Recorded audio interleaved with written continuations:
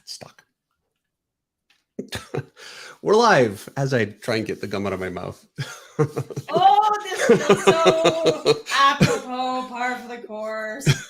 Is it Monday or is it actually Thursday?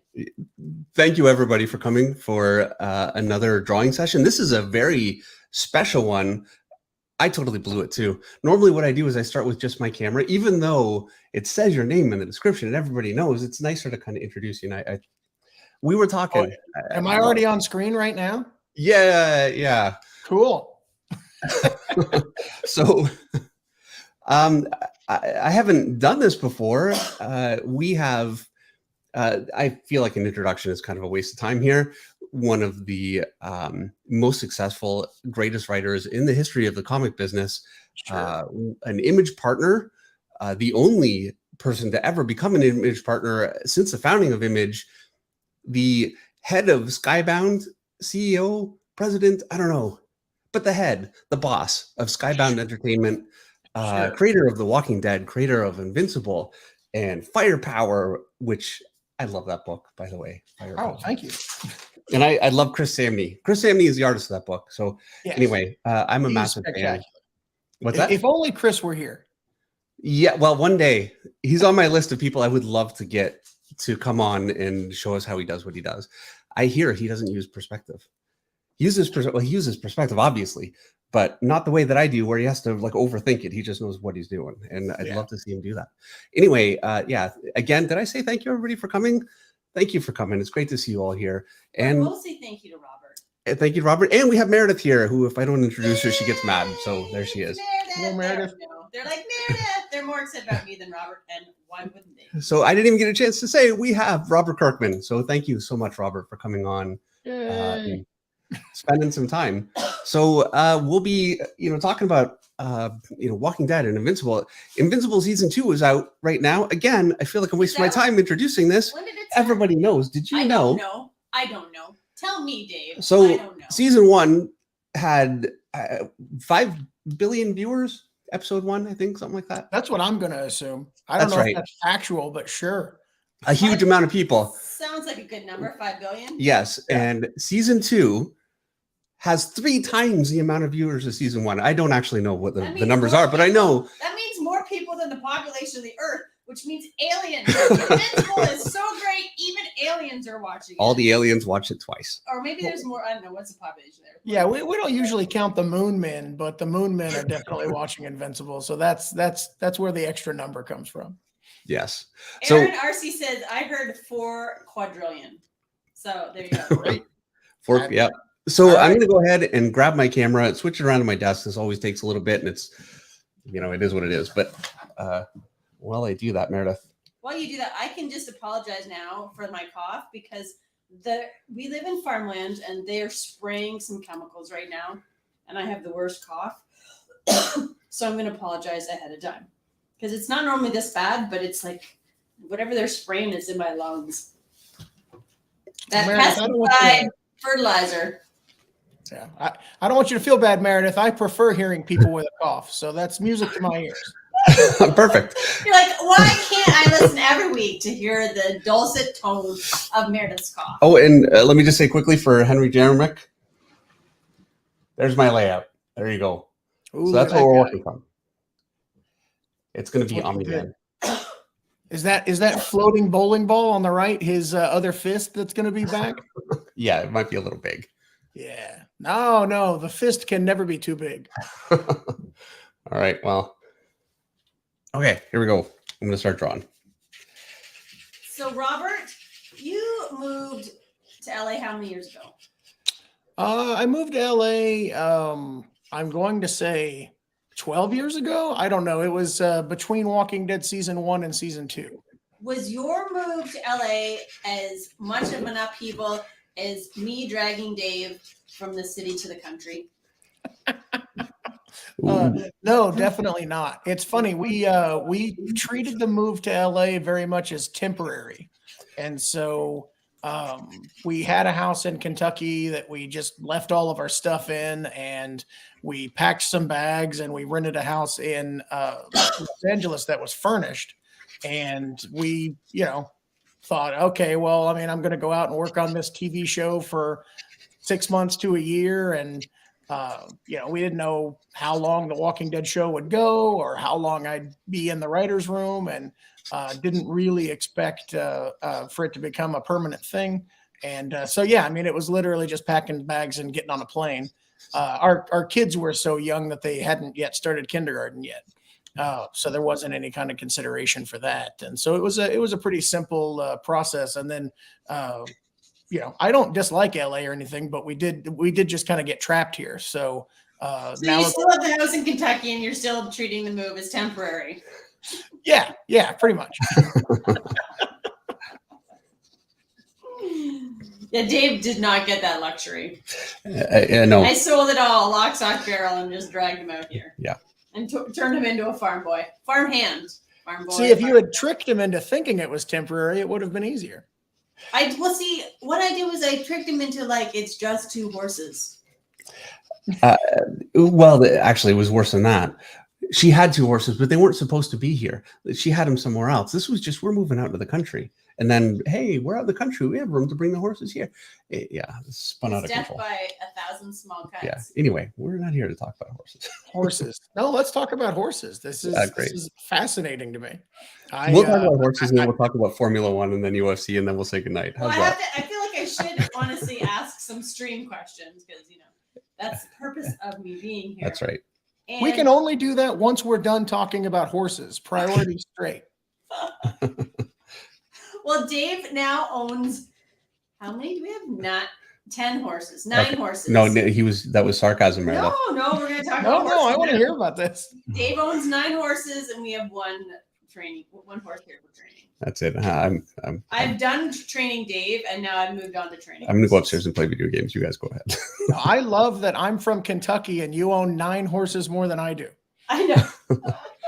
And now that I'm actually into horses, you had to freaking move from Kentucky. What a waste. Yeah. What a waste of a friendship.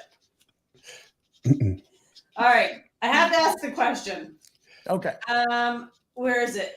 Because I hate there's so many. Stop asking so many questions, people. Robert, what's your favorite? Here it is. KY Ghost 0011 Kirkman. What is your favorite TV series? I'm going to call you Robert because Kirkman seems so. Let's see. My favorite TV series, of all time. I don't know. It's tough. Not Everybody Loves Raymond. Yeah, everybody loves Raymond. It's great. I love The Wire. I think The Wire is one of the greatest TV shows ever made. I loved Game of Thrones. Even the controversial last season I thought was pretty cool.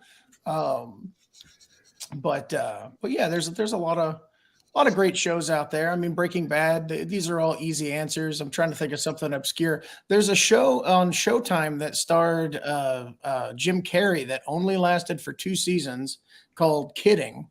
That was, I think a lot of it was directed by Michael Gondry. And that show is just absolutely spectacular, a little bit quirky. That show's great. You'll have to watch that, Dave. I like me some Canadian Jim Carrey. Yeah, he's a Canadian. Great. That's right. All right. The next question comes from Jimmy Reyes Art.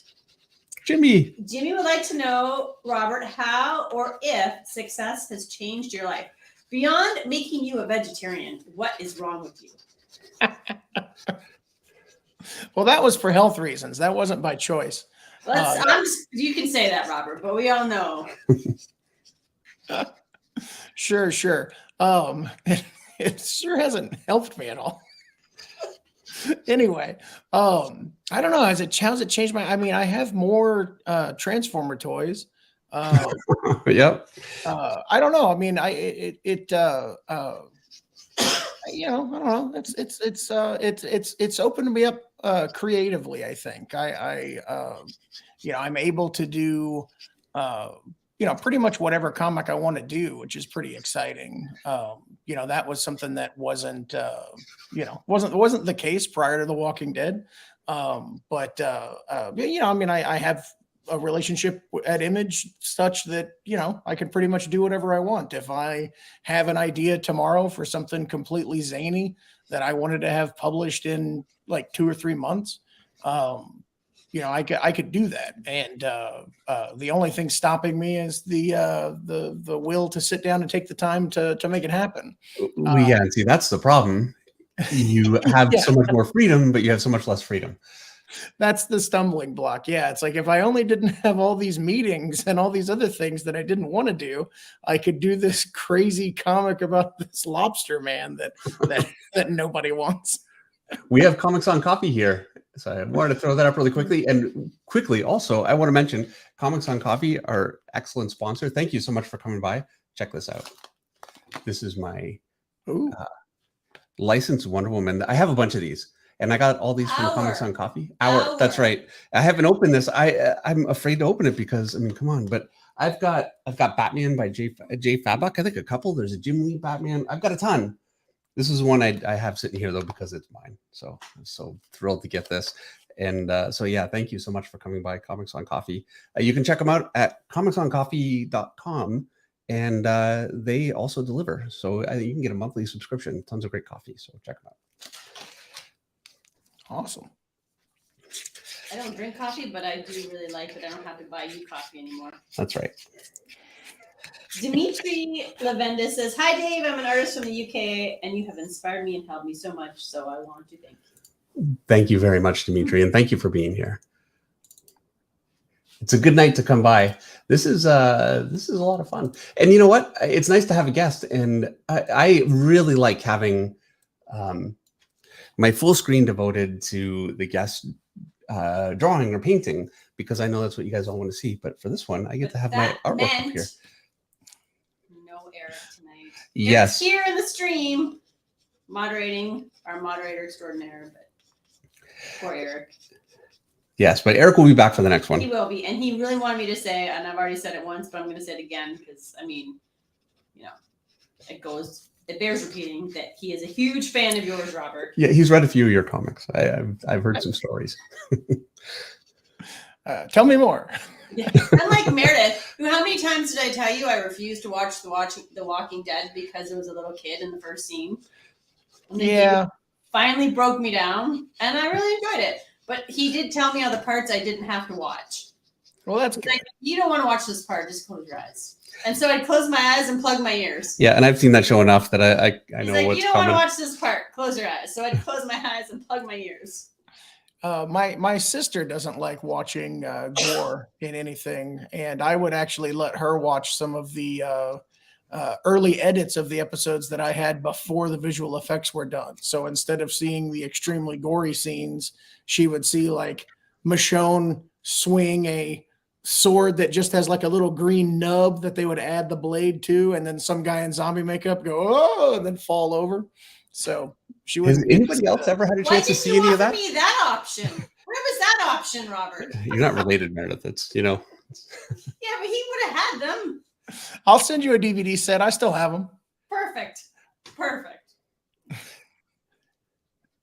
I like watching stuff. I just don't like the story is phenomenal. I mean, that's really what, like, I just loved it for the story. And I think it goes without saying that's why this show has been so incredibly successful. I mean, the special effects are phenomenal, of course.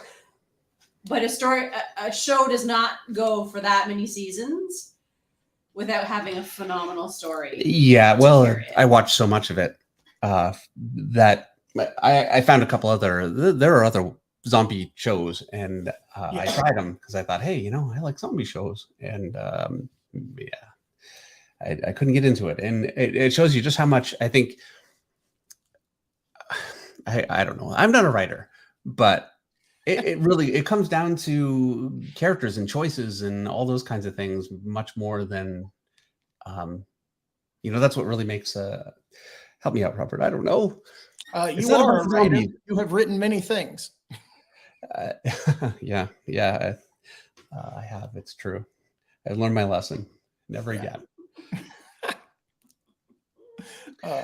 I don't like writing for a couple of it. So, and I've said this before. I'm sure you guys have heard this, but I don't like writing because I like to be able to sit and just watch TV or, you know, have a YouTube video on. I also don't like writing because it's incredibly hard. I do like the fact that I did it, so at least I learned just how hard it is. It made me appreciate writers a lot more. ever since he wrote Batman, I have never heard him complain about writers again. Yeah. That really cured that problem. Well, But never again do I hear him say, those stupid writers, they just write this and I have to draw it. He never says that anymore. Well, in watching Meredith go through the pitch process, Meredith was writing for DC for a while, and behind the scenes, the work that goes into stuff that you will never see, it's unbelievable. And I would just get a script and go. And, you know, yeah, there's a lot of work involved, but being a writer, it is such a tough job. I mean, the pitch process is insane. I mean, I remember having to do that when I was working at Marvel. They'd call me up and say, oh, hey, we're thinking about this for this. What do you think? And it'd be weeks of putting together like different ideas and scenarios and pitches. And then, you know, you put together documents after documents, and then you present it to them, and then you hear nothing. Or they say no. And you're like, what? But this is what? No, that's it. Okay. Even a no is better than just nothing. Yeah, nothing is hard. Yeah. But Okay, so yeah, people don't realize how much work goes into that. I mean, it's not just the writing of the scripts, and it's a tedious, horrible process that I absolutely hate. There's a thing also where you don't realize it's a bake-off, where they're actually talking to like 6 different writers, and so you're pouring your heart and soul into this pitch, and there's like 7 other writers that are pouring their heart and soul into a pitch, and then an editor gets to sit back and go, I'm going to pick this one. Yeah. Wow. No, and you get not paid 1 penny for it. No, do you get paid if that happens? No, you do not get paid for your pitch. You also don't get paid if they take 2 of the pitches they like, combine them, and give them to a 3rd writer to write. Wow. It is a cold world out there. Yeah. So Henry Jeremick has a writing question. He says, Meredith, can you please ask Robert, when writing, I imagine you have an idea plotted out, but how do you determine dialogue, what to say and when to say it? I think I don't know. The way I write dialogue is I have the scenarios that I have written down, and then when I'm writing the scene, sometimes I just do like a free flow dialogue pass. And so I know what needs to be accomplished with the dialogue, and I know who's going to be speaking. And so I just try to, as quickly as possible, run through that conversation almost as if I'm saying it in my head. And a lot of the dialogue, you know, like fleshes itself out and comes out as you're trying to do that. So you kind of imagine yourself as the characters you're writing, and you kind of find yourself playing both roles. And like weird stuff will start to happen where you'll start to realize like the character that is supposed to be against the thing that's happening starts arguing in weird ways that you couldn't quite anticipate. And you're kind of like thinking of it and typing it all down. Yeah, like one of the things. Catch yourself making weird faces. Oh, for sure. Yeah. Oh, yeah. Oh, yeah. I do that all the time. I'd be like, what? If somebody walked into the house right now, they'd be like, what is wrong with her? Oh yeah, I mean, I do all kinds of weird stuff while I'm writing. It's the worst. But I also, you know, I try not to think about it too much because you can always revise things. So, and there've been more than a few times where I've just kind of, you know, ripped through a dialogue scene and gone, okay, well, I'll fix that when I, you know, get back to that, and then I'll read it over again in a day or two and think, well, that works. I used to read my dialogue sometimes and go, who wrote that? Did the editor write that? And then I go back and read my original. I'm like, oh, no, I actually wrote that. Way to go, Meredith. Well, I don't know if you experience it this way, Meredith, but like sometimes there will be like a turn of phrase or some kind of like nuts and bolts, like comment on like something that I'm like, did I know that? How did I? It just comes to, you're like, I don't know where that came from, but okay, great. So I do think that. Here's my question. And I think a lot of people have this question. Do you at least feel guilty when you kill off some of everybody's favorite characters? I've read comics like Walking Dead, and I've thought, I can't believe you just did that to me. I don't even know where to go from here. And then the next issue is great, and that's fine. But yeah, like, was it issue 50 of Walking Dead? Oh, if you're talking about the Glenn death, that was 100. Yes, but there was just at the end of the prison segment. Oh yeah, it was like 47, 48 when all the characters were just Oh, that was wrecked. I think when heartbreaking. Lori and the baby was killed, I think that was 48. Yeah, I'm still having a tough time with all of that. I don't know. I mean, to a certain extent, the pain is the gift that you get from reading the comic. I don't necessarily feel regret when I'm doing it. I'm like, oh, this is gonna go over well because like I'm trying to get that emotion out of you. I'm trying to build the characters well enough to where, like you feel that pain when they die. So I get excited sometimes when I'm writing those scenes because I'm like, oh, this is going to hit hard and this is going to be really effective. And, and I'll get excited, but also like I am sad. It is weird. I mean, I spend almost more time with these characters. Well, I spend more time with the characters and the readers. Charlie Adlard spent more time with them, actually drawing them and stuff. I definitely felt like a sense of loss and sadness when I would kill certain characters. I was writing I think it's issue 167 when Andrea dies. I was writing that issue on a plane, and I started tearing up as I was writing the death scene.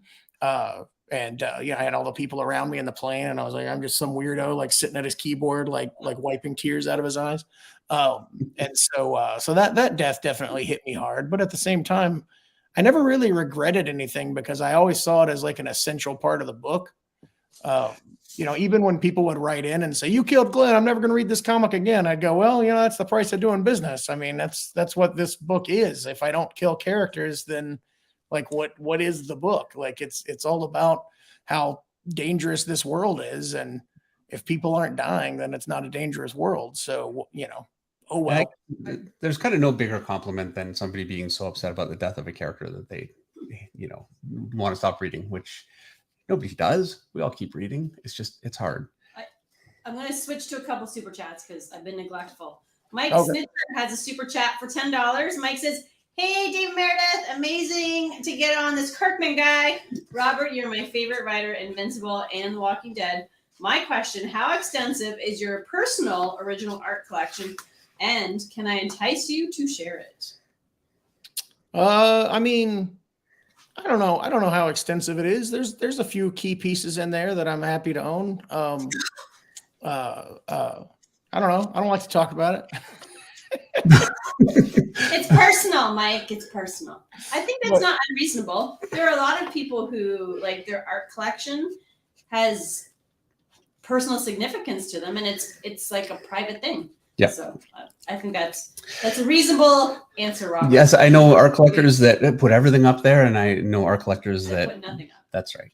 So yeah, I prefer everything to be secret, but like I have some cool things. I mean, most of what I get is early image art because that's the stuff that means the most to me.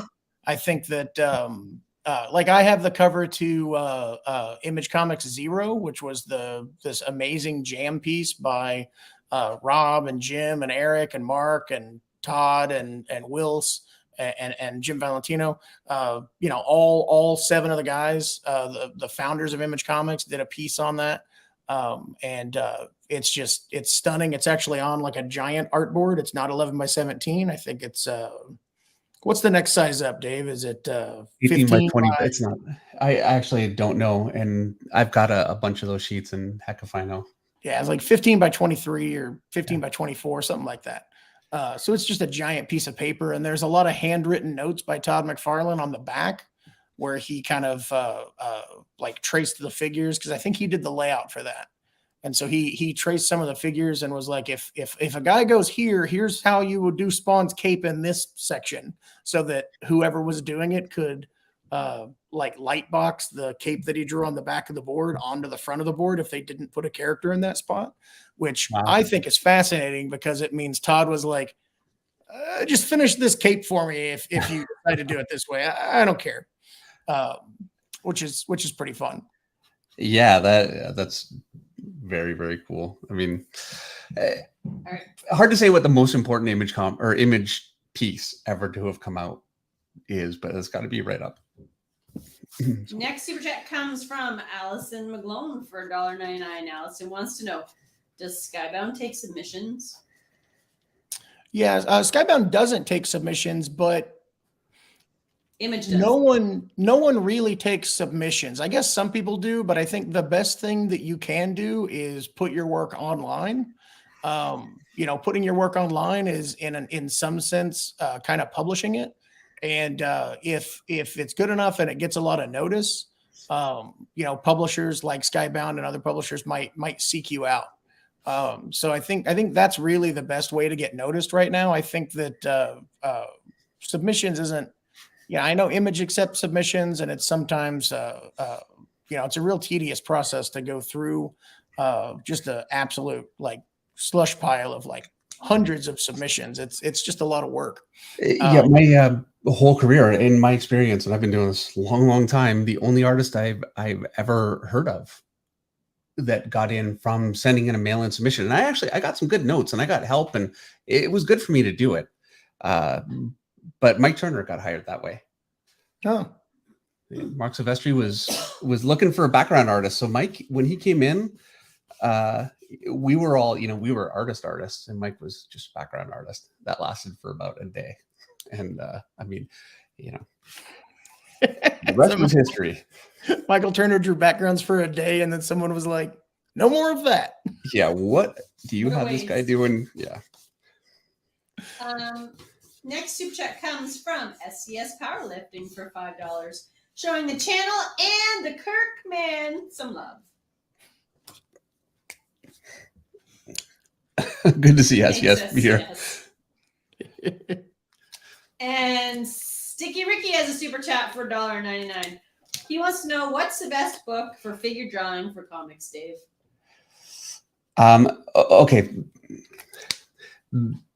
There are a few different things. So there's anatomy, right? So you have, and as far as anatomy books go, I don't even recommend one. You can just find all kinds of anatomy just by doing a Google search. It's all available. You don't really learn how to draw things that look human for that. But what you do learn is where all of the muscles go, which is the number one most, foundationally important thing, other than your, basic stick figure. From there, and that's a big thing, so I don't want to just minimize that, but that's a big thing, and it takes a lot of study. From there, I recommend George Bridgman's Guide to Life Drawing. It's my favorite. I know Jim Lee is very influenced by that. A lot of artists are. It's really great stuff. There's also Andrew Loomis, a great book. I always recommend kind of those two. There are other ones too, but those are the ones that really stick out for me and kind of have stood the test of time. And then look, I'm a comic book artist from start to finish. It's all my influences. It's always what I wanted to be. And so most of my anatomy comes from other comic artists, frankly. Alan Davis is a really, really big one for me. Frank Frazetta, who is also a comic artist, or was also a comic artist. Yeah. Simon Bisley, and all the Image guys, Jim Lee, and it's such a long list. The Kubert brothers, I could go on, and I get little pieces and different things from so many different artists, and I think that's really what you need to do. Right now, Tomic Art, who is a great friend of the channel, he's learning very, very fast. He's looking at a lot of Joe Mad, and it looks incredible. And that's what I'd like to see, an artist that starts with an influence, adds another influence, and then another, and that's where you really build like a rich style and a basis of knowledge, rather than just well, I don't know what the alternative is. I guess the alternative is to just look at one artist, which I don't recommend, or trying to learn from life drawing, which for a dynamic medium like comics, I think is a real mistake. So there you go. I wish I had an easy, quick answer. You know what? I can't answer these questions quickly. I don't know why anybody watches sometimes, Robert. No, that's actually, Dave, that's a great answer. And yeah, I love it. Don't draw from life. It's boring. It is 100% true. Yeah. And then the influence thing I think is really interesting. I always talk about Barry Windsor Smith, because Barry Windsor Smith is one of the greatest comic book artists to ever live. Yes. If you look at like Weapon X or anything that he did around that era all the way up to now, it's just absolutely stunning. But he started his career as a Jack Kirby clone. And if you go back and look at his earliest work, it's, very blocky Jack Kirby-esque stuff. And he's somebody that kept expanding his repertoire and finding new influences until he turned into this amazing illustrator. I did not know that. So I've got the huge version of his Conan work, which is so different than what he did in Weapon X, like a different artist. And and that was like the intermediate stage between his earliest work was he actually drew X-Men back in the 60s. I didn't know that. Yeah. Wow. Well, see, and there you go. And that's the way to do it is he didn't learn in a bubble or decide, hey, one of the worst things I hear from artists sometimes is, hey, that's just my style. Your style is not something that you just put on like an outfit. It's something that you have to build through influence. And you'll have, sometimes you'll have somebody like Sean Gordon Murphy, who I can see the influences there, but he just does so much with it. He just has such a great feel. And, we all wish we could be Sean Gordon Murphy. And I mean, there are a list of others, but even great artists like that still, Travis Trest, a huge Jim Lee influence, a massive one. And then you can see other ones coming in. He had some Mobius for a little while there. Nobody works in a bubble, no matter how much of a genius they are. Yeah. Travis is another really good one. If you can, you should study comic book artists through the length of their career, because Travis is, comes to Wildstorm from working on Dark Stars at DC, is very much like a Jim Lee inspired kind of artist. And then during his time at Wildstorm becomes like the god of comic book art. Yeah. It just turns into something like completely indescribable. Yeah, well, he was my favorite for quite a while, and he's a huge influence for me.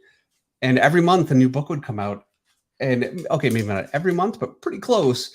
He would do so many different things than what he was doing before, and I couldn't. Not only could I mean, trying to keep up in terms of just trying to match what he's doing, it's impossible. But just trying to keep up in terms of following where he's going with it, crazy. But he was like hyperdrive.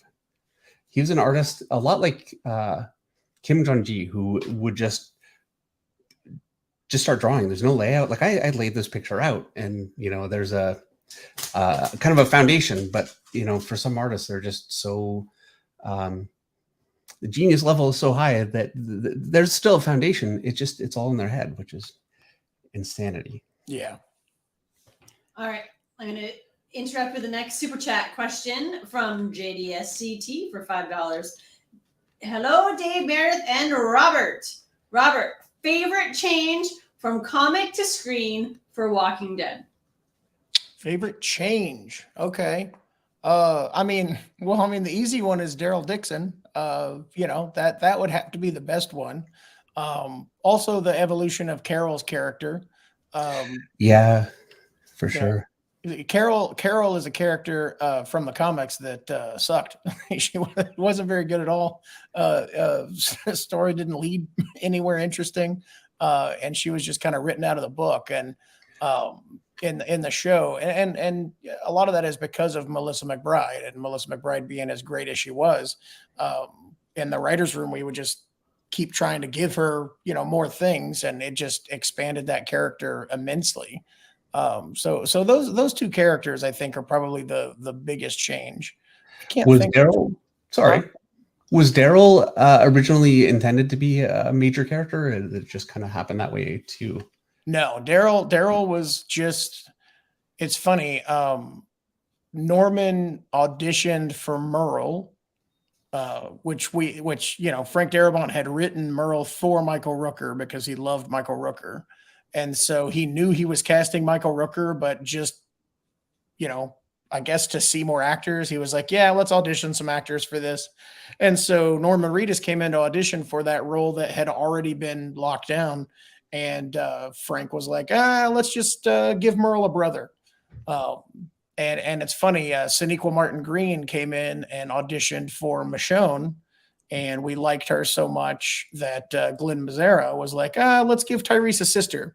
And so that's how Sonequa Martin Green got in the show, because she didn't get the Michonne role, but we ended up writing a role for her because we liked her so much. But yeah, Daryl Dixon was, just Merle's brother. And I remember, being in the writer's room on season 1, and like when I came in to write my episode, there was even a pitch to kill him, because I was like, we need to kill more characters. We need to be killing characters nonstop. That's what's going to get people, give people this sense of danger. And we haven't killed enough characters. We're on episode 4. This guy's not even in the comic. What about Daryl? We don't have any plans for him. Kill that guy. And so there was a day or two where he was actually being killed. And Wow. then, eventually we didn't do it, because we really liked Norman, and we had some plans for, like interactions with Rick and Daryl, and the conflict with Merle being chained to the roof and everything. But and I often talk about, like, Daryl Dixon's character. If you go back and watch that first season, we're not really doing anything with him. He's just a prickly redneck guy who's always causing trouble. And there was a humanity in the way that Norman would play the character. And we just kept noticing that in all the dailies when they would come back, like seeing how he would handle certain lines, and that interplay between the writers watching the way he would do the lines we delivered to him, and then us changing the way we wrote the character to match that stuff, eventually developed into the character everybody knows today. But it was all very organic. So he partly created his own character. Yeah, very much so. That's very, very cool. Nakuru has a super chat for €5. 2 comic book gods for me this evening. Really happy to see you live together. I love Invincible. Thank you very, very much. I really appreciate it. That's not even a question. No, it's a comment. Always He just wanted to question. tell you how much you liked Invincible. Oh, that's awesome, though. Thanks. Yeah. And well, speaking of Invincible, I mentioned it when we first started here, but we really haven't been talking about it at all. And that's kind of the headline right now is season 2 is out. I think, is it tonight that episode 3 is coming out? Yeah, if I'm not mistaken, episode 3 may drop in a matter of minutes. I think it's maybe 5 p.m. Pacific time, so I think that might be 8 p.m. East Coast time. But I think it's whatever midnight in London is, I believe, is when the episodes drop. Okay, yeah, no idea. I don't know. I barely know what time it is here. But yeah, episode 3 should be out at some point tonight. Okay. Fabulous. And you keep rolling through super chats for a bit, Dave, because I'm behind. Okay, fine. Aaron Arce has a super chat. I'm fascinated by your incredible storytelling skills. Could you share a bit about your creative process? How do you craft these stories when they weren't the norm? I wish I had like a succinct, I don't know. My creative process is like if I'm creating a new book, most of that will come from like a cool scene. So I'll have like an idea for a scene that just hangs in my head. And so the best example of that is like the opening sequence to the series Oblivion Song. I had that idea maybe 10 years ago, 15 years ago. Just that guy in an alternate dimension having to dart himself because a monster was chasing him. And I didn't really know, where that went or who that guy was or what was happening, but it was like some cool visuals, some cool action, some intrigue. And it interested me enough that I just kept thinking about it and coming back to it. And, that scene will like run around in my head a little bit. Every now and then when I'm trying to fall asleep at night, I'll think of a scene like that and I'll start trying to work through it while I'm falling asleep. Do you remember it in the morning? Yeah, I usually, if I come up with anything like good that I think is additive, usually I remember it in the morning. But I'm basically just replaying the scene to a certain extent, like trying to visualize it.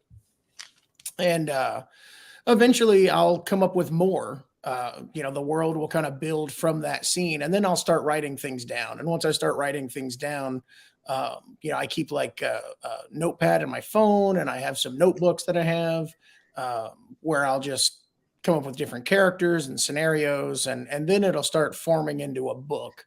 And at some point, I'll bring in an artist, and they'll help me, flesh it out to completion and bring it to life. But that's roughly how it works.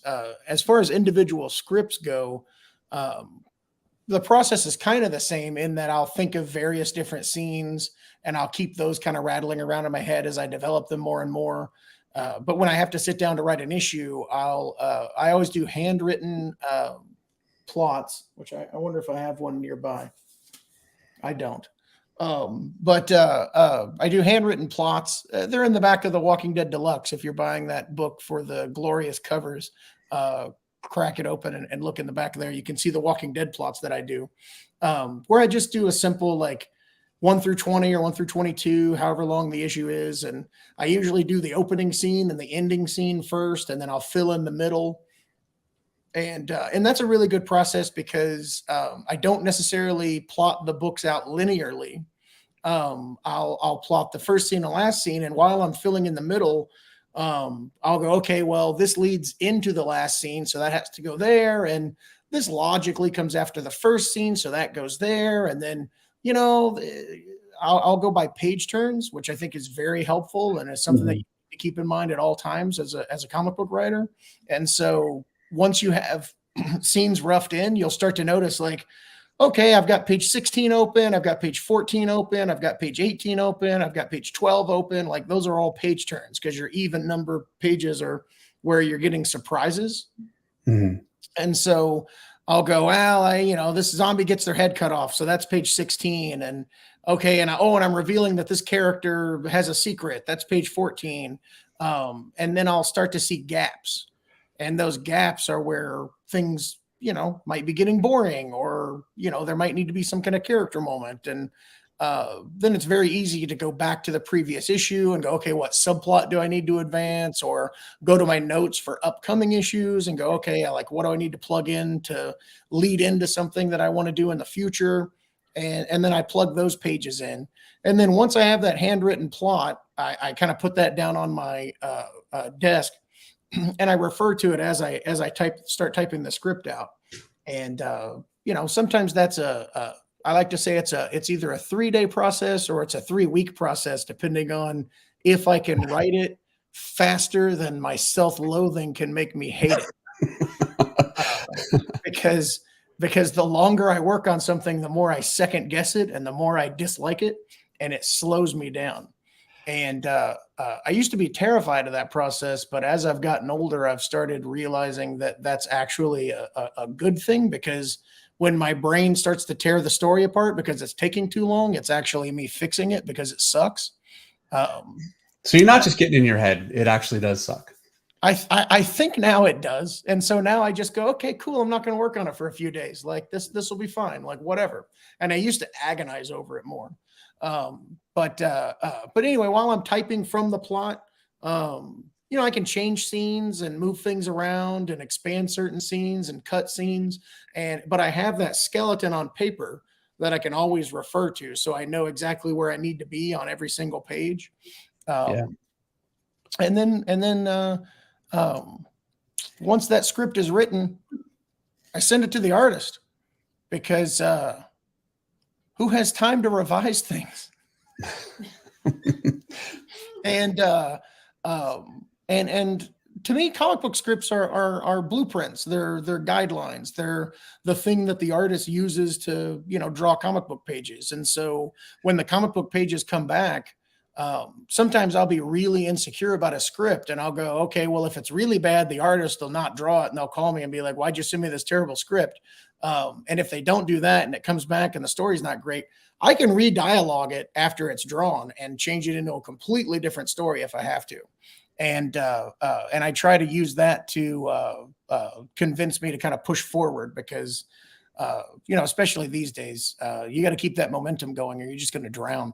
But I love the process of comics, because when you get the art back, you really can rewrite the dialogue, hone the dialogue, before it goes off to the letterer, and you can make it work with the art. If a facial expression is better than what you wanted or isn't exactly what you wanted, you can rewrite the dialogue to make it the exact perfect facial expression. And it's a fun process to like mold the story after the art is done. So I'm sure probably Just frustrating letters, sometimes too, but sorry, what was that? I'm sure probably frustrating sometimes too, I mean, it's depending on what at you get. times, not these days. These days, I'm working with people of a caliber that that's very rarely happens. But in the early days, especially when I was at Marvel, there would be times where I'd be like, "Wait a minute, that's not what I asked for." Oh no, Those are the times that actually make you a better writer. yeah, because you gotta figure myself. that out. I'm like, that is not what I wrote. That does not go. But now we're gonna have to make this work. And then it pushes you in a way that you wouldn't have necessarily pushed yourself. There was I won't name the book, but or the artist, but I think you could find it online if you worked really hard. But I just wrote a scene where somebody was opening a lunchbox and pulling out a sandwich and eating it. I swear there was a reason that I would write that boring of a scene into a comic, but maybe not. I don't know. But so the panel was just supposed to be a person eating a sandwich, and instead the artist drew the character basically screaming into the sandwich like it were a microphone. Oh, he's just taking a big bite. So they're just like, I think that's what it it is. looked like a bite. No? No, it looked like they were talking. Like, it was very weird. Yeah, it's hard to write around something like that. And I can't remember what I did. I think I had him saying something. I don't remember. That's awesome. All right. Osmosis has a super chat for $10. Hey, DNM. Thanks for hanging out with us, Robert. My wife loves Walking Dead, and I love Invincible. I'm getting into painting. Do you have any classical or more recent oil paintings you really like? Maybe that question is directed to you, Dave. Yeah. Okay. Well, for me right now, my number one favorite is Greg Staples. He is among my favorite era of painting of all time is the Simon Bisley, Glenn Fabry. Greg Staples came on just a little bit after that. There's another artist named Rob Bliss who is also from kind of that era, and it's a very, very creative time. They took a lot of illustration techniques that are really not known, certainly by me. I wish I knew them more, and brought them into comics in a graphic way that was not really being done. There were a lot of comics that were being done in more of a watercolor way, which is beautiful stuff. And I mean, I'm a big fan of that. But something that's fully painted and yet still has the feel of a comic page. Nobody had really done that before, and it was to me a really special era. Greg Staples, I think, really took that stuff very, very far, and also has developed into an incredible illustrator since then with oil and all kinds of different mediums. Anyway, I'm a huge fan of that stuff. I've been following his stuff. Also, Eric Grove and I have been fortunate enough to be able to talk to him lately, so that's been a really, really big deal for us. So yeah, he's my obsession with painting right now. I don't even have a number two. That's awesome. And Tomic Art has a super chat for $5. I believe this is directed for Robert. Any advice for a person doing creator owned?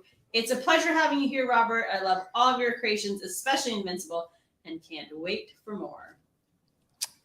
Thank you. Yeah, I think don't follow the trends. Just do what you are most passionate about. If you're trying to do the hot thing in creator owned comics, whether it's sci-fi or horror or whatever it is this year, by the time you get your book going, you're going to miss that trend, and you will have possibly not done your passion project when you should have. So I think that one of the beauties of creator owned is that you get to do what you want to do. I mean, it's a whole world that you're creating on your own. So I think you're much better off just just sit down and trying to think like, if there's only one book that I do in my entire life, like what's that book? And if I get the opportunity to do this for as long as I want, like what's the book I'd want to do for that length of time? Just really following your passion and try to do something original, try to do something that's it's a very crowded marketplace. So you want something that's going to be able to stand out. So definitely think along those lines, but, find that thing that you're, going to be happy staying up very late and waking up very early to try and get done, because it is definitely it's a tough gig. So yeah. Oh yeah, Tomek knows all about that. He's the hardest working young artist I think I've ever seen. That's awesome. He's growing so fast. More advice, build your social media following, try and get as many people to know who you are as possible, post your work, try, if you're doing a book, try and post your book everywhere, and try and get people interested in it. And I think that things like Kickstarter are, a really great tool that wasn't available to me when I was starting out. So I think that's a really great thing that makes the process a little bit more doable. One Mighty R has a super chat for $2 and says, Dave has the best guests on streams. The best. Well, thank you very much, Mighty. Yeah, we're pretty fortunate with this one. This has been really great so far. I'm a little out of my depth because we're talking about story, but fortunately we have Meredith and we have all of you guys here in the chat. Story is so simple, Dave. What are you talking about? You got to stop being intimidated by it. Like you're a great writer. I've read your stuff. Like you know what you're talking about. Like story is just making things happen that aren't boring. It's not that hard. You know how to do that visually. Yeah, I'll stick with drawing. And I'll stick with drawing. Okay, here's the problem. You could say that, and that's fine, right? But then Sure. I read, for instance, the characters in Invincible and the characters in Walking Dead and Firepower, which is a book that I've read a lot lately. And they are not only real people, but they're so individually. I don't see a single writer's voice. It's different people with different motivations, and they all make sense to me. Some of them I can't really get my head around. Some of them I really can. I think that there's just a level of insight into humanity that goes into that not all of us have. And I do think you have to have that to be like a top level writer. I don't know if is there a way to train that. I don't know, but it's sure not me. So I'd stick with my drawing. Well, I mean, I thank you. That's, it's an amazing compliment. I do appreciate that. I don't agree, but All right. Well, I live in fear of the like someone going through all of my work and putting together all of the lines of dialogue I've used over and over for various characters. Like, I'm sure you could find 10 characters in 5 of my books saying the exact line of dialogue, but maybe not. I don't know. I'm reading Terry Brooks's Magic Kingdom for Sale. I'm reading the second book of that right now because I'm audiobooking it. I read them when I was a kid, so I'm going through those. And and I love them, by the way. They're like some of my favorite books. But the main character in that book is more afraid than he ever has been at least 7 times in 2 stories. Oh yeah, great. So yeah. Well, I used to do it on purpose. I tried to have at least one character in every book I ever did say, "Time to make the donuts," which, like, as a kid, that was the Dunkin' Donuts commercial where the old guy would like wake up at 4 a.m. and go, "Time to make the donuts." And it'd be like, "Oh, look at the fresh donuts that Dunkin' Donuts is making this morning." And it would just be, some guy heading off to a fight saying, "Time to make the donuts," or, like doing something. And that always made me laugh.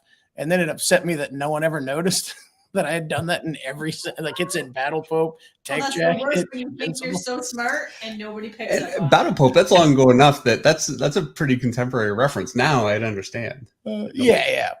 But well, yeah, now it's definitely a dated reference that I don't think anybody gets.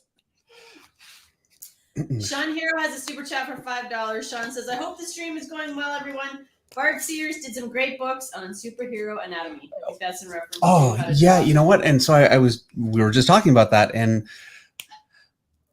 yeah, I'm so kind of remiss to. So much of my anatomy is really based on just a few articles that he did in Wizard magazine. Yep, I drew those figures so many times, and while there wasn't much of that, it was so influential for me. I remember when I got my start at Top Cow, I was drawing as closely as I could Bart Sears' underdrawing for figures, and I did that for a long time while I was there, and eventually I found like all the anatomy in this. I kind of indicate it and I know where it all goes. And so I can kind of connect it together. That takes time, and before I really got the ability to do that, yeah, I totally Bart Sears it. And for me to not mention him, yeah, it's such a big one. So there you go, Bart Sears. Not only can you find the old Wizard stuff, but he's got some new books out. I think he's got 2 books recently that go much more in depth. And I really, really recommend that you look at it. And at some point I talked to Bart Sears about coming on and he said he would. And so sometime we're going to have him. I'm going to keep talking over you because there's so many super chats. Okay. Because it's Robert and everybody wants to talk to him. Dark Warrior 912 has a super chat for $5. Hey, David, Meredith, and you too, Robert. Question. When you write a comic script, how do you turn pictures in your head into a worded description? And this is the first super chat from Dark Warrior 912. That was something I struggled with early on in my career because I didn't actually write scripts for Battle Pope. I only did page layouts because I was a disgruntled comic book artist that wanted to draw. I wanted to write and draw, but then eventually realized I wasn't good enough. So for Super Patriot, which was the first book I wrote scripts for, I think it was called America's Fighting Force, that I did with Corey Walker. I actually did page layouts for the first issue, and then I would look at those page layouts and I would describe them, and that became the script. So I would just kind of say, okay, this guy's standing here and there's this thing behind him, and then he's doing that. So that's kind of how I trained myself to write scripts. But I think, and Dave, chime in on this if you want. I feel like my comic scripts are pretty artist friendly because I've always only ever been describing still images. I think a lot of comic book writers don't necessarily realize. No, I mean, that's not the way to put it. They're just writing actions sometimes. And so they'll sometimes write 2 actions in one panel, or, they'll write, this guy pulls a gun out and points it at this person. Well, you can't do that. You can only point the gun at one person, or it's 2 panels. And that's something that I've always had in mind. So every comic script is always just me kind of drawing pictures, or describing pictures that I have in my head. I don't really know how to break it down past that. Sorry. I actually think that's a great way to do it. That suggestion, even if you take a comic that you like and open up the page and describe the scene, describe panel 1. Yeah, you need the who, what, why, where. It gives you the practice of how to do it if you're not used to doing it. That's a great suggestion. Yeah. Well, 2 quick things before we get to the next super chat. I always do foreground, middle ground, background. That helps. So if you picture things that are in the foreground, middle ground, background, now the artist has the leeway to flip that or adjust it however they want, but that at least gives you a structured basis to what you're describing. This is in the foreground. This is in the middle ground. This is in the background. You're done. And then also try to describe the picture in the order in which you want people to see things and the order in which you want people to talk. Because as the artist is reading the script, they're going to read things in that order, and they're going to start picturing what's mentioned first. And so you kind of want to keep that in mind too.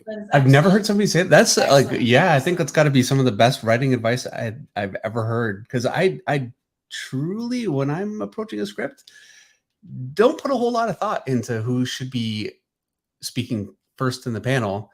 And I think, I've been so fortunate to work with some of the best writers in the business over the years. And,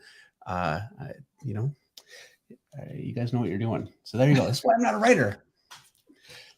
All right, Jim Klein has a super chat for $50. Thank you, Jim.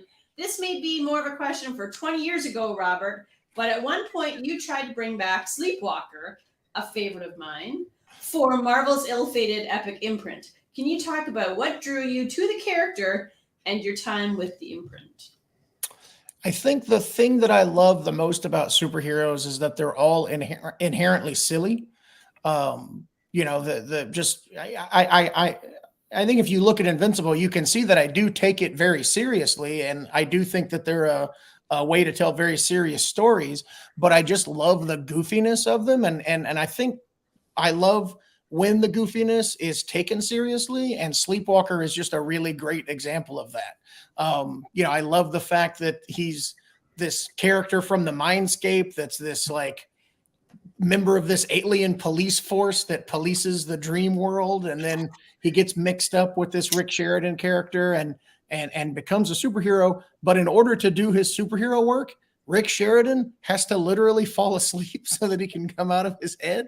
And so I just love the concept of there being a situation where Rick Sheridan is like, oh my gosh, that plane is crashing. I've got to get to sleep. It's not goofy until you say it that way. No, but so to me, that's just fun, you know. And it probably sounds like I'm poking fun at it, but I'm not. And Sleepwalker was, and it's also that thing where no one reading comics today that isn't around our age can really relate to this. But Eric Larson talks about how Nova was his favorite character growing up because he could get Nova #1 and start at #1, and then Nova was his guy. And in the 90s, Sleepwalker and Darkhawk launched, and they were new characters, and they got their #1s. And so that was something special for that generation. Like, oh my gosh, I can get the first issue of this book, and I can read this book from the very beginning. You could never do that with Spider-Man. You could never do that with Batman because these books started so long ago. And it's kind of sad that the tradition of long-running books has been kind of lost in this era of constant reboots, and every new creative team gets a new #1 for their book, and it's kind of crappy. But because of that, like I have this affinity for Sleepwalker. But yeah, I mean, I don't know. I do wish I had been able to do. I ended up writing, I think, 3 issues, but only one of them was published. Well, now I wish there'd been more. You know, just Walker again. 323 Edits has a super chat for 99 cents Canadian. Dave, is it possible for you to draw Heath Ledger's Joker? I'm not going to say no. I'm going to say I'm not good at that. It's not my. You're not good at likenesses. I'm really not. So also for the time being, we're not doing Monday Night Draw. So I'm not just doing characters. I apologize. Really wanted to focus much more on having artists. With Kirkman, we are doing Kirkman. Robert. It's Kirk. Okay, Robert, behind your back, I call you Kirkman. I'm sorry. And you're sitting right here. With Robert, everybody calls me Finch behind my back. So, you know, now I forgot what I was talking about even. Really, Finch? What was I talking about? Heath Ledger's Joker and how much you don't want to draw him. Right, yeah. So we're drawing Omni Man this time, and we'll be back to painting after this. Back to painting, yeah. So I want to say I think the next painting we're going to do is Judge Dredd. Ooh. Yeah, pretty exciting. All right. Dan Castelli has a super chat for $4.99. Dan says, hey, everyone. Big fan, Robert. Can you talk about the roadblocks some screenwriters face from executives? It seems they can't write how they want to. Yeah, I mean, you know, I don't know. I'll say that I would have had a different answer for this. Well, I'd have a different answer for this if I wasn't on camera. But I would have had a much different answer for this before we made the movie Renfield, which came out earlier this year. I think that, yeah, it's kind of a bummer. Hollywood is all about micromanaging. And and that means that studio executives are giving you constant notes, and it's kind of a weird system because every executive has a boss, and every boss has a boss, and they're all giving notes more or less out of fear, and trying to make it as safe a bet as possible. And so I think screenwriters definitely can get notes that don't make any sense. I know that I did a draft for Invincible when Paramount optioned it in 2005, and one of the headline notes when I turned in my outline was "Make it more like The Godfather." And then another good note was nobody wants a movie with more than one superhero in it, so try and distill it down to as few superheroes as possible. Which turned out not to be true, and so the other, but in a post Renfield world, I love that movie. Had a fun time making that movie. Was very a great confident. movie.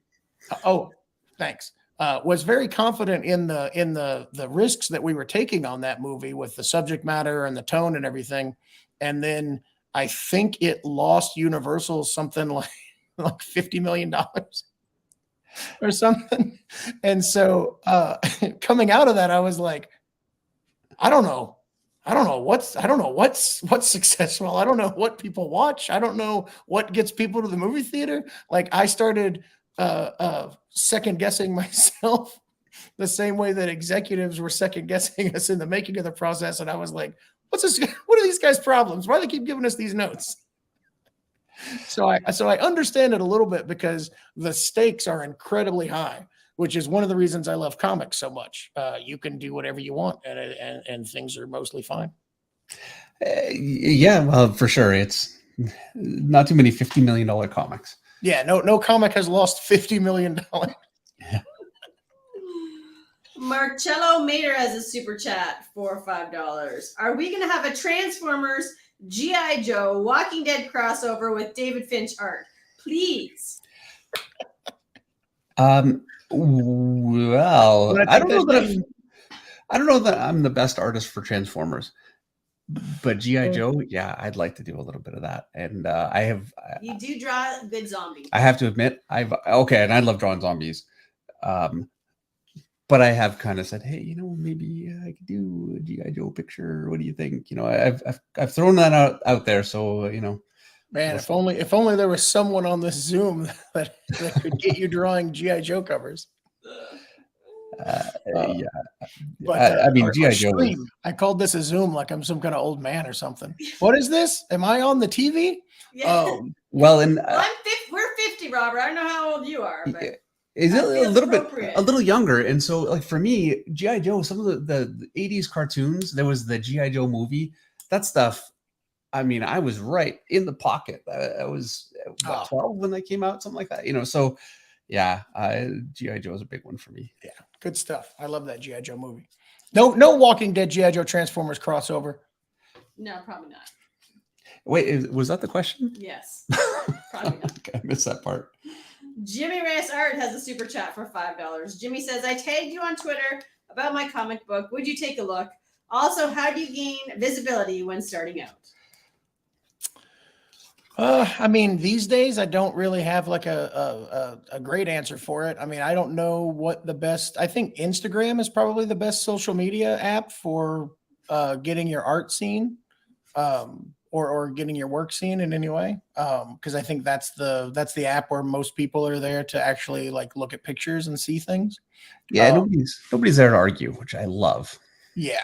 Yeah, it seems to be a much more chill space, which is why I'm not on Instagram. I don't have time for this stuff.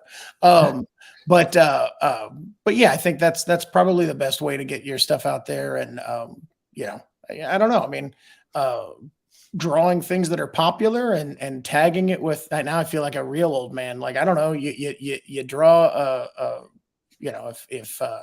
if there's a new Scott Pilgrim show coming out on Netflix on November 17th, that's tomorrow, you draw a Scott Pilgrim and then you hashtag it Scott Pilgrim, and then people that are talking about that popular thing see your work. I don't know. That seems like the easiest way to me. There's a Scott Pilgrim show coming out? Yeah, on Netflix. I live under a rock. Yeah. Yes, that's true. Gerald, it's not coming out in Canada. Yeah, it's probably Isaac hasn't talked about it, but actually that's not true. Isaac was just asking me about Scott Pilgrim this morning. Was it? Wait a second, let me read. Was his he actually? text. Yeah. Yeah, he was. I'm gonna go back to his text. This We're is gonna go back to for those of you that haven't watched every single show that we've done here. That's our youngest son. He specifically asked, "Can I get the Scott Pilgrim comics?" Because obviously they're talking about it at school. There's 6 volumes. I heard they're amazing, and there's a video game. Really? So they Well, clearly there are you talking go. about it. So word's getting out there. So, I'm just too old. yeah. Yeah, Well, my daughter's 14 and she's a big fan of Scott Pilgrim. Oh, so she's right there with Isaac. Yeah, he's, Oh, yeah. he's He's 15. 15. Yeah. Gerald Lang has a super chat for $5. Gerald says, Robert, do you have any guidelines for screenwriters when they adapt scripts from your properties, comics versus TV medium? I don't know. I think that I mean, most of the time I tell people that I'm interested in what they have to bring to the plate, what things that aren't from the comic that they're going to add, and also I guess I try to do if it's not broken, don't fix it. I don't think that anytime I meet with a screenwriter that's going to adapt something of mine and they're like, okay, cool, we're going to change the main character, we're going to get rid of this, we're going to turn this guy into a dog, and this is going to happen, and those meetings don't usually end well. Yeah. Really? Well, yeah. I mean, there are some writers that are like, yeah, I'm gonna turn this into something cool, and it's like, well, why don't you just do that? I kind of thought it was already cool, but thank you for your suggestions. Yeah. Mr. Nevitz has a super chat for $2. Do you have a 3-act guide, and are you Marvel Method? Well, I don't know what a 3-act guide is. Okay, so you have Scott. I think Scott. Oh my gosh, Greg Capullo, Scott Snyder. Scott Snyder. I had just had like a total, it's past my bedtime moment. Scott Snyder talks about a 3-act guide a lot. Okay. When he teaches. Okay. You can explain it now, David, because I can't really explain it. Well, okay. Well, yeah. I don't know that I can explain it either, but you have, you introduce the character, you find out who they are, you learn about the world, and you kind of get like your status quo. And then I think your second act starts when you end up with kind of your hero's journey, whatever problem arises, and they need to try and, meet that problem. And then the third act would be the culmination of them meeting that problem, then ultimately resulting in them becoming someone bigger and better and, or smaller and worse or whatever it is, but they become kind of the opposite of what they were going in. Yeah. That's like a traditional 3-act structure. No, I don't know. I think I'll just say I'm too dumb to do that, but I think that's kind of boring. I don't follow any of that traditional stuff at all. Did you ever? No, I don't think about stories that way. Again, that's why I said, writing's just trying to make things happen and make it not boring. Okay. I think that I'm a huge fan of Tarantino, and none of his movies follow act structures. They're all just like, sometimes they're 5-act structure, 6-act structure. He does like weird different things with that. And I don't think that that's necessarily reflected in my work, but I'm just trying to make interesting things happen to characters along the way. And it's possible that you might be able to come up with some kind of 3-act structure if you analyze my work after it's done. But I never sit down and go, okay, what's my inciting incident and what's my character's goal? And, where's my conflict and my climax and my resolution? And, I remember the old story graphs from school, or story chart or whatever. But I don't really think about that kind of stuff. Here's a name I always brutalize, and I apologize because I know the streamers told me how to say it properly, and I never do. Hollow Majin Buu 2. Did I do that right? I don't think I did, but that's okay. Has a super chat for $10. Dave, great work as always. Robert, for you. Don't you think Omni Man's race would have viewed his son as impure and killed him anyway? That's what you would think. But but there's something about the Viltrumites that is revealed later that is the reason that that is not the case. So if you've read the comics, you know what I'm talking about. If you're just watching the show, stay tuned. Perfect. All right, hold on. My screen flipped on me, and now I've got we're so backed up on super chats. I'll go faster. I'm sorry. Chat. Allison McGlone has a super chat for $1.99. Dave, think of writing as a role-playing game. There you go. Allison is my Dungeons and Dragons dungeon master on Mondays. So I work on Mondays, and I get as much done as I possibly can working. But I'm also sitting there playing a dwarf warrior right now. That's my character. So yeah, Allison's Awesome. great. Doggeroni has a super chat for $10. Hey, Dave, Meredith, and Robert. Robert, along the lines of what Dave was saying, how do you develop a character's voice and personality? Does it help to hear what they sound like in your head? I think that for a lot of characters, I base them on certain aspects of myself. And a lot of characters I base on different people that I know well. But, I think if you like my wife is a different person when she's angry. She's a different person when she's happy. She's a different person when she's sad. And those are all things that you can draw on as a writer. You can use those shades of a very complex, real person to fill out a fictional character in a way that it gives you a voice that you can always kind of draw upon to keep them somewhat consistent. And so, I can't, nor would I go through and go, okay, well, this character from Firepower is based on, me when I was dealing with this thing and I was really depressed, or me when this was happening and I was super ecstatic. I think more than just basing stories on people that or basing characters on people that you can base characters on certain personality traits that you can pick up in people at different times, if that makes sense. It gives you a wider pool to pull from. Or I'm just gonna keep going, Dave. Sorry. Okay, yeah, sure. That sounds great. Yes, I like that answer. Jorge Torres has a super chat for $4.99. Otherwise, we'll not get through them all. Bart Sears did that cool series Cops, which blew my mind. He also had my favorite Wolverine of all time on the cover of Wizard.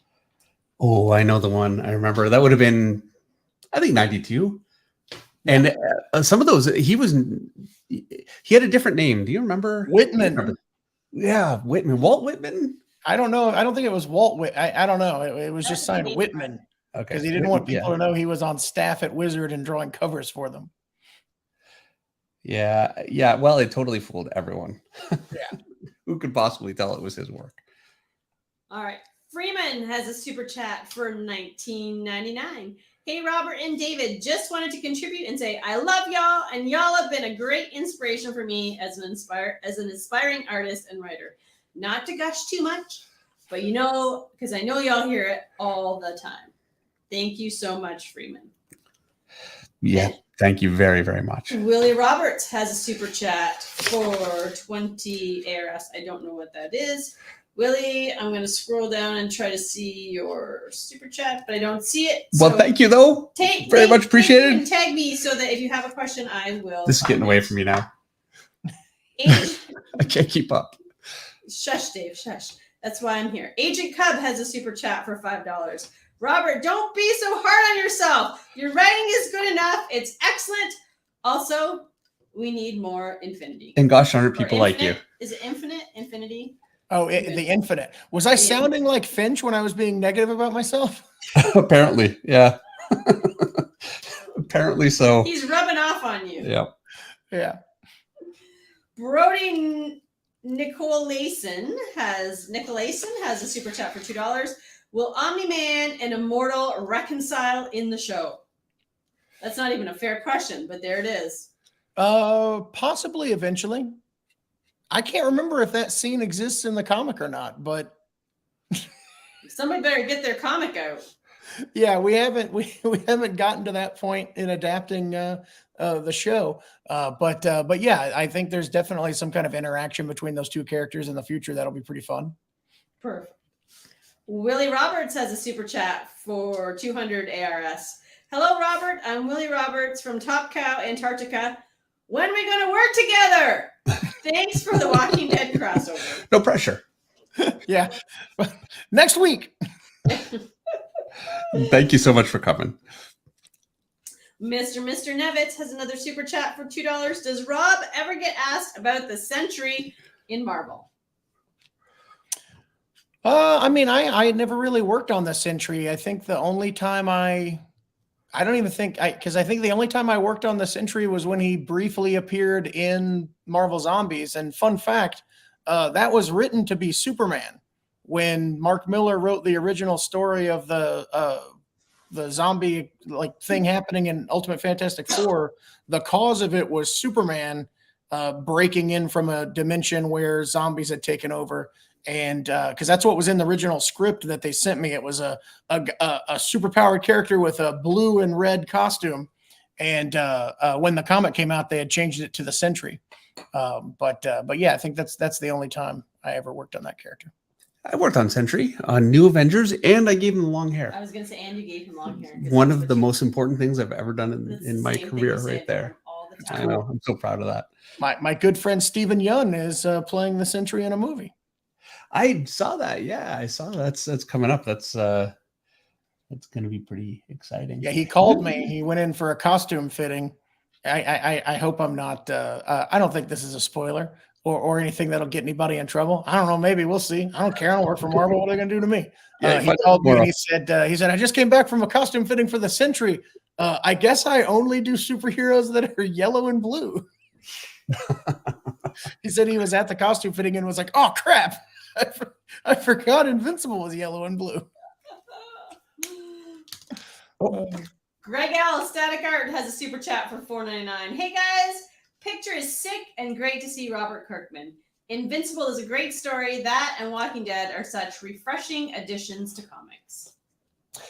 Thank you. Thank you very much, Greg. Yeah, I feel like we should mention again that Invincible is episode 3, probably. It is playing right now. You should have both this stream and Invincible. That's right. On your TV. Well, Robert right now is doing our show because he's very much trying to promote, and with our massive platform here, we're making all a difference. So, like I just did. I can't wait to hear the numbers on this episode. You know what? I have a feeling we're going to do really well. For us, I think it's going to be great, and it's mostly because Meredith's back for one night only.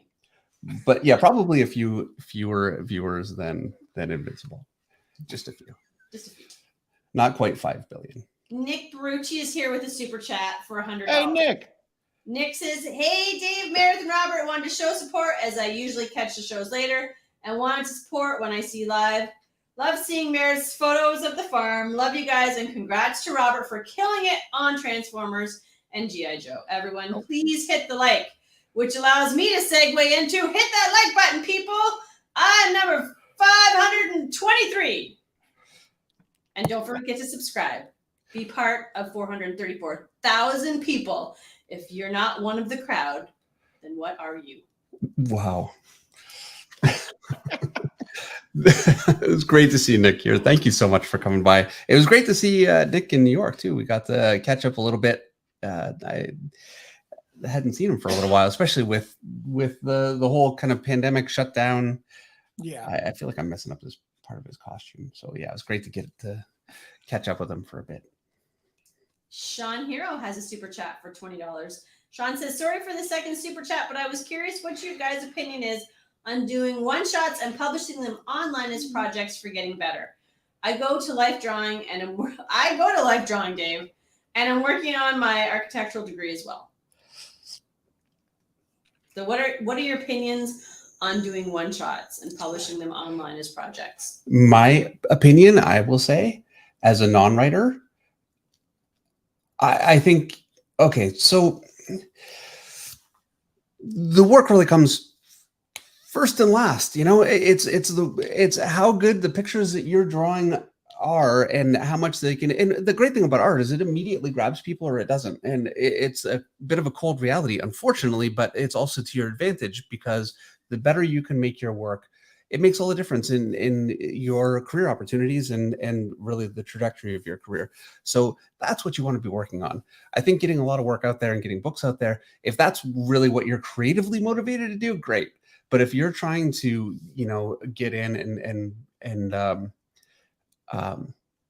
build a career, you really can only truly focus on one thing, and that is getting better. And I think you need to put absolutely all of your time into that. Treat it like school. Spend an hour doing your simple tube form drawings, copying from other comics. That's my favorite method. And then study arms for a week. And I say this all the time, but in legs, and go through everything. Learn your anatomy, your storytelling. Somewhat. You do have to learn storytelling, unfortunately. And it's developing those skills, especially your figure drawing skills, because it's the toughest part of learning how to draw. And the better you can get with that. Also, bear in mind, you're drawing for an audience. You're drawing for yourself, of course, but you're drawing for an audience. You want to make sure that the characters that you're drawing look like the characters and move like the characters, and focus on that. That's where I think you should be spending your time, treating it like school rather than just doing what's fun, which is just, working on a project. I don't know that you necessarily you do grow. You grow working on a project, but also spend as much time as you can trying to study. That's my advice, anyway, for what it's worth. I agree. Perfect. Sticky Ricky has a super chat for $4.99. Sticky Ricky wants to know, I'm struggling on the relationship between gesture and structure for human poses. Dave, any advice? Struggling on the relationship between gesture and structure. So gesture can be just a simple stick figure. Structure really comes down to, okay, let me just draw this really quickly. So I could draw an arm like this, and there's a hand, and that's an arm. But structure, you really, every muscle has a shape, and they all interconnect, and you need to learn this from all of your actual. I don't even know this anymore. It's so terrible. My anatomy is such a mess. But structure is to make it useful for the early stage and using it for a gesture. You need to be able to do a gesture that really kind of has most of that structure drawn into it. And the way that you do that is through study. It's really just drawing thousands of these kinds of pictures from other artists that do it well. And you get to a point where you can really quickly throw this stuff in. And I feel like that's a terrible answer. I'm so sorry, but that really is the only way that I know how to explain it. It's opening up an Alan Davis comic, one of my favorites to look at, and just drawing figures like this really simply. Do thousands of them. It will solve that problem, but it takes effort. Thank you, David. We have another super chat from Willie Roberts. Well, okay. What? You going to say more? Well, we only have Robert for so long. I kind of want to, I feel like we're hitting him with a million questions. So I'm just trying to. That's what I'm here for, man. All right. Willie wants. This is Willie's second super chat with the same question, Robert. Okay. Oh. He super chatted. We already. I think because I'm so far behind in the super chats, he didn't think I saw the first super chat. So he super chatted again to say, "Hello, Robert. I'm Willie Roberts from Top Cows, Antarctica. Thanks for the Walking Dead crossover. When we're gonna work together?" There we go. I'm a huge fan. So we got you twice. Got a super chat in twice. There you go. Thank you. That's very nice. I'm catching up. I think I'm there. I think I caught up. Yeah, there we go. And so you know now what? you can just talk. Oh no, I was wrong. I was wrong. Oh yeah, I'm close though. I'm getting close. I think I only got like 5 or 6 left. Darnex has a super chat for $5. Hello, Robert. So would you be interested to do another original superhero comic? The passion for heroes is still alive. Yeah, I mean, I love superheroes. I did most everything I could possibly think of saying about superheroes on Invincible over the 144 issue run. But I definitely could see myself doing some more superhero stuff at some point in the future. So yeah, we'll probably see another superhero book or two from me before I kick the bucket. Well, I certainly hope so. I think that's good news for everybody. Yes. And Michael DeFonte has a super chat for $2. 570 people watching and only 474 likes. Now we are at 583 likes now, so just give you an idea of how I'm catching up. I'm just catching up. RM has a super chat for $5. Hey, Robert, I was wondering how and where you decide to put shocking moments to advance the story forward or to create revelations in your story. There's not any kind of regimented. Well, I mean, there can't be any kind of regimented, like they go here or here, because then they wouldn't be shocking. So it's really, just a matter of trying to throw them in when you feel like people will least expect it. I noticed that with Walking Dead, I was doing shocking moments on the last page a lot. And so I would start trying to throw them in different sections of the book. If you notice, the Abraham death was, I think it was on page 2 of the issue that he dies in. And that was because I had never really done that before. I'd never really opened an issue with the kind of event that I usually ended an issue with. And so I think the main thing to keep in mind is to keep changing things up and keep people guessing. One thing that that's coming up in Invincible, so I shouldn't talk about that because it could be considered a spoiler. But if you watch other things and read other comics, you will start to see that there are familiar tropes that seem to happen in a lot of different things. And if you start identifying those and recognizing them, you can start trying to work against them. And that's a method that I use a lot for trying to keep people off balance and keep things shocking and interesting. That makes a lot of sense. So I have a question. All right. I will allow it. Thank you. With Invincible doing so well, do you have any plans to do anything else with animation? I mean, that seems like there's just so many possibilities with it. Yeah, I don't know what I'll be allowed to do because it's still a high budget thing. So I don't know how many things I could get going, but I'm really having a lot of fun with Invincible and working in animation, and it's much closer to doing comics than live action is. And so I definitely want to do more animated projects. I mean, I also did Super Dinosaur right before Invincible. We ended up doing 26 episodes of that. But I think it was, how do you say, not successful. So a lot of people don't know it exists. But yeah, I mean, I've had a lot of fun with animation, so I definitely plan on doing more. Aaron RC, I think, don't know if I said that right, has a super chat. Robert, Omni Man versus Superman. Who wins? I mean, I'm going to say Omni Man. The truth of the matter is, anytime you have one of these questions, the answer is it depends on who's writing it. And, I'm writing it, so it's definitely Omni Man. But it's mostly because Superman is a boring character who sucks. There you go. Really? How do you really? We don't endorse that view here. Really? People get so mad when I say that. I've said that so many times. I just can't stop. Now you just do it just because. Pretty much. I mean, he's not the worst character. I mean, whatever. But like, as the basis of all superheroes, you have to recognize that Superman is an important character. But as the basis of all superheroes, he is the most boring superhero. I would say he's a challenge to write. Yeah. So fair enough. All right. Shy Guy DG has a super chat for $4.99. How would one pitch their comic or animated series idea to be published? Tons of ideas, but how does it stand out? I'm working on a superhero issue.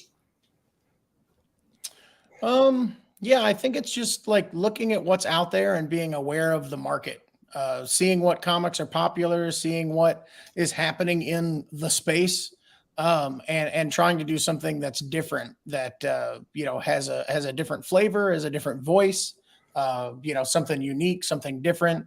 And then your pitch needs to be as brief as possible. Yeah, that sounds like very good advice. Looking at art is so fast and easy, you know, right away. Critiquing it takes a little bit longer, but you really do know what you think of it pretty much right away. Whereas with writing, it takes a little more effort for sure, a lot more to really know what so. Which is why it's so difficult to get anybody, aside from worrying about being sued. It's very difficult to get somebody to look at a script. Michael DeFonte has a super chat for $5. David, Meredith, and Robert, thank you for the stream. I have learned a lot tonight, and thank you all for being generous with your time. Oh, well, thank you so much, and thanks for being here. I mean, I'm having a lot of fun. Yeah, it's all about me, Robert. It's all about me. Well, it's also just like, it's just a thrill to watch Dave do this. I can see why these streams are so popular. It's so true. You know, I think because I've been married to him for a long time now, I just kind of get numb to it. Is that fair to say? You're like, oh, it's just Dave being a genius again. Yeah. No. Oh, there he is doing something else with his genius self. All right. Yep. All right. Like, you know, now you're gonna add some color to this. Yeah, I took a bit of a risk, actually. I don't normally do this on a stream, but you know what? So a real problem that I have with my artwork, Robert, is I shadow everything. I can't draw without shadow. And so when I have a character that has costume detail, that has a pattern, I can really lose that really quickly. Just it gets lost in the shadow. So I thought, you know what? I'll use some color and hopefully bring it back out a little bit. That's kind of what I was thinking. And I'm using, for you guys that want to know, this is FW acrylic ink. I'm using crimson. So and straight up, actually, I'm not using any water. Jimmy Reyes Art has a super chat for $2. Jimmy says, Dave, let me ink your G.I. Joe covers. You know what? Never say never. Never say never. Absolutely. Jimmy has actually inked a few things that I've done, Robert. He's inked a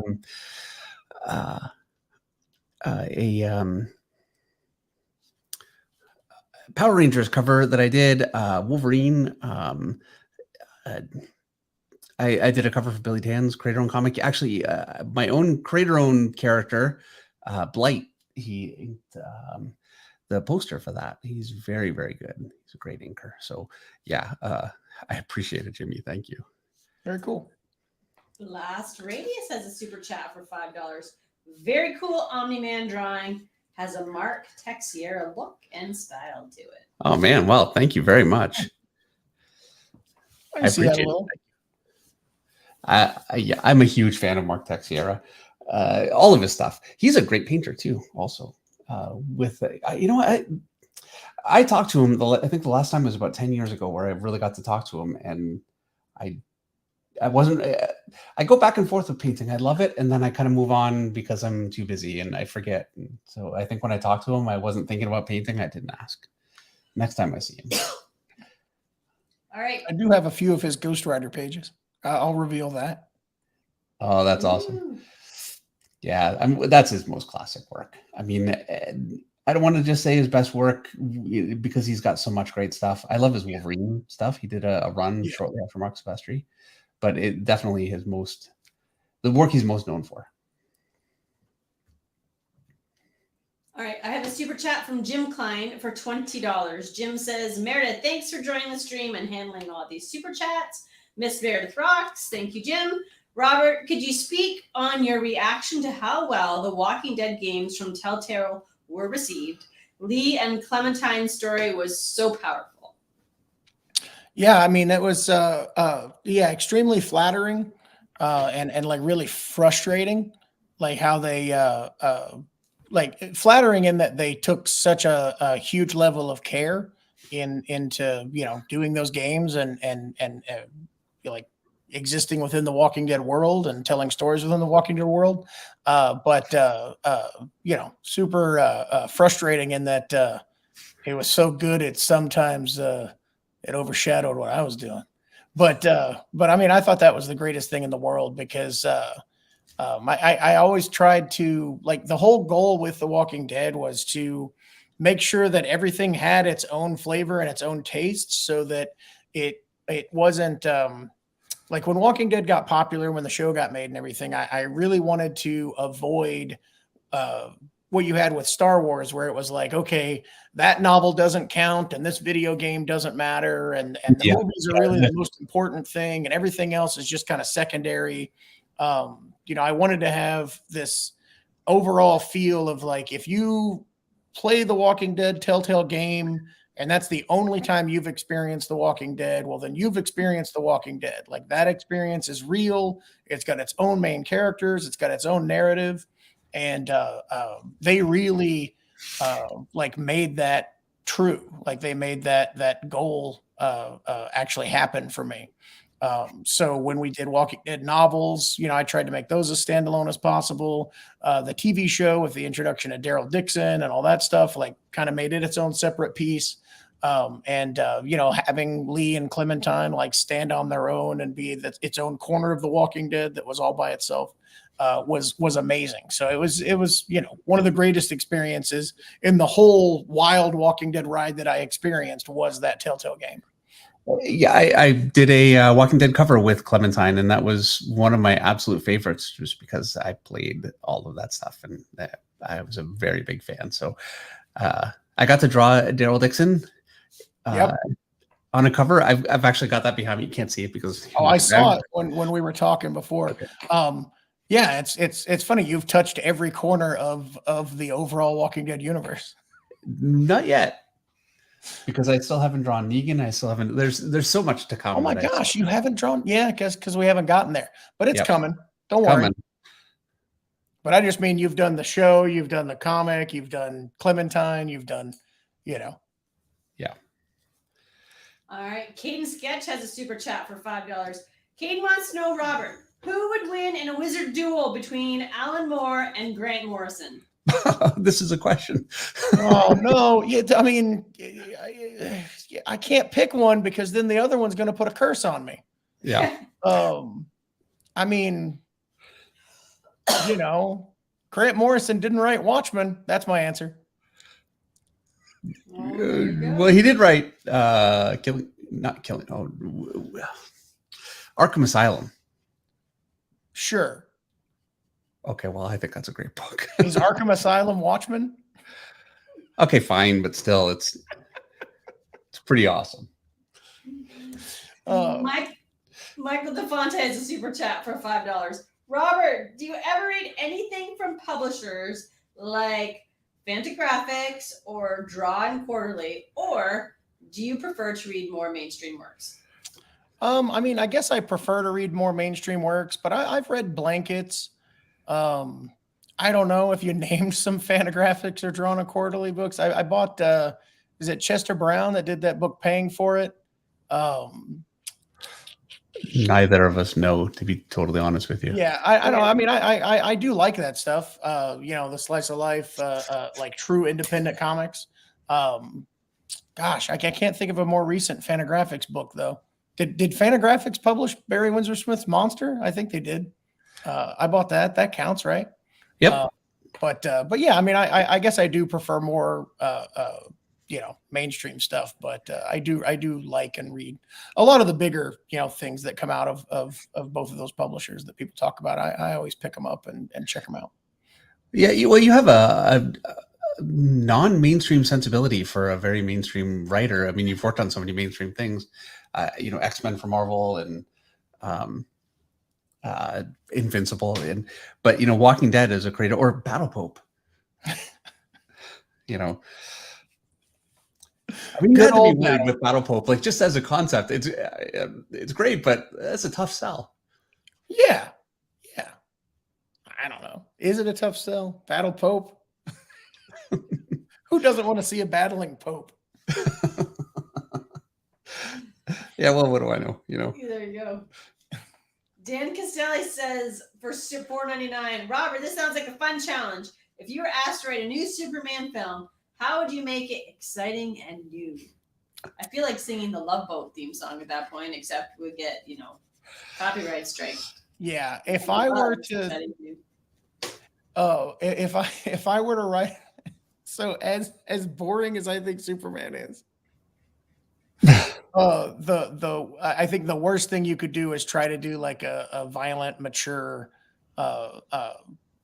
take on Superman. I think that if I were to do a Superman movie, I would make it PG, not PG-13. I would have action in it and I would have punching in it, but I would go for more spectacle and scope than I would like graphic violence and things like that.